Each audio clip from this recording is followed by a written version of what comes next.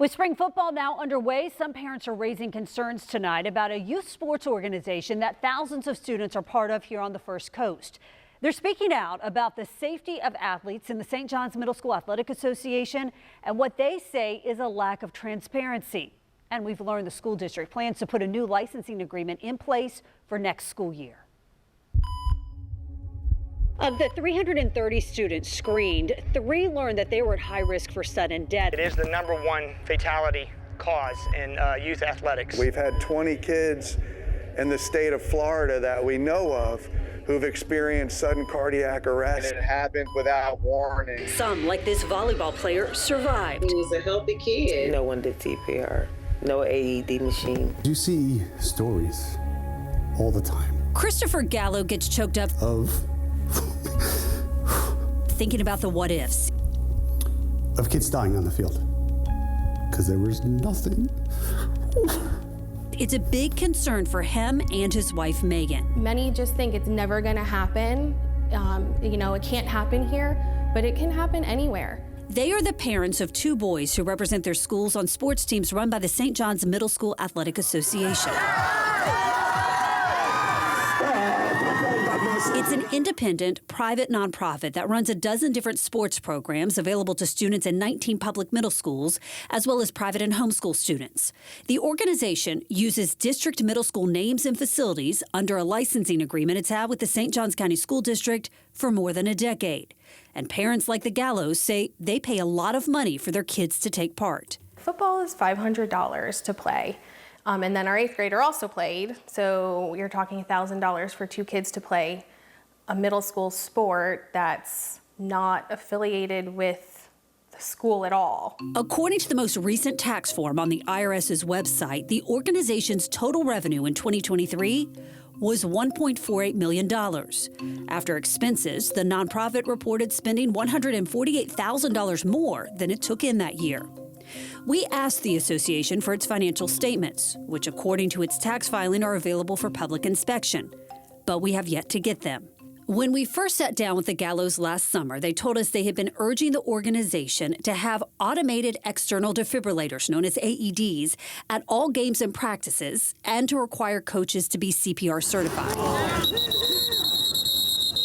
I never was getting any answers about how are we going to keep our kids safe. Right now at the middle school level, we think we are, if not at the standard, above the standard in terms of safety. St. John's Middle School Athletic Association General Manager Joe O'Donnell. Providing AEDs at football games, sheriffs at football games, and athletic trainers at football games. Told us in September the organization was working diligently. Obviously there's always work to do, and we're reviewing an AED policy to, potentially have that for all practices. To address parents' concerns and keep kids safe. So as soon as that was made apparent to me, I reached out to the school and worked to get AEDs immediately accessible for that school. But after that interview, Megan Gallo says she found the doors locked again during practice with no AED in sight. Okay, it is 5:30 on Friday.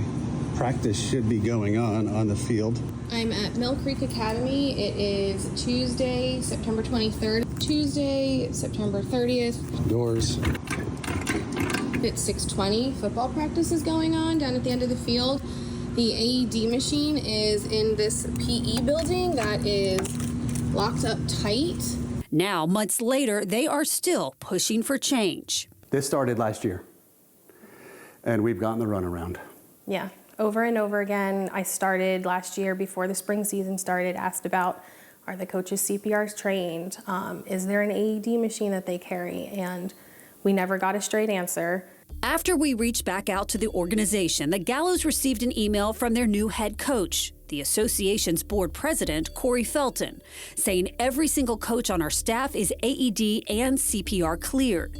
Felton declined our request for an interview, but told us all coaches who were part of the organization last year are now CPR and AED certified. And he says by the start of the season, all new coaches will be too. But the Gallos still have questions and concerns. We have asked for meeting minutes to see what's happening. We were told they'd be available. The link on the site has now been taken down, so you can't see anything about meeting minutes. Yeah, so we don't know what the association's even talking about. In a statement, Felton says, as president of SJMSAA, I place the highest value on integrity and accountability.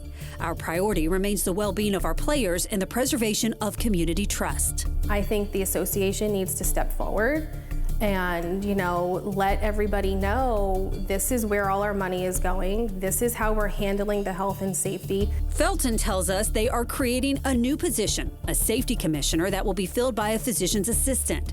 He says she will volunteer 5 hours a month to oversee safety protocols and read injury reports.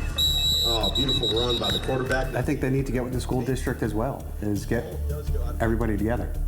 Say, hey, you know what? If we had our problems in the past, this is what we're doing to correct it. Let's all come together as a community. For the kids. For the kids. It's about them in the end of all of it. Now, a St. Johns County School District leader tells me that they have been working closely with the St. Johns Middle School Athletic Association throughout the year to address several issues that created challenges both in and out of the school setting, calling the conversations positive and productive. They've also met directly with sports commissioners and believe that the organization is committed to making improvements. The district says SJMSAA must follow the same safety standards as other youth sports groups under county guidelines. As for that licensing agreement that was signed back in 2012 with the association, the school district's chief of staff tells me that there will be a new agreement in place for the 26-27 school year, and his statement goes on to say that our expectations are that they operate within the parameters and expectations set forth within the agreement.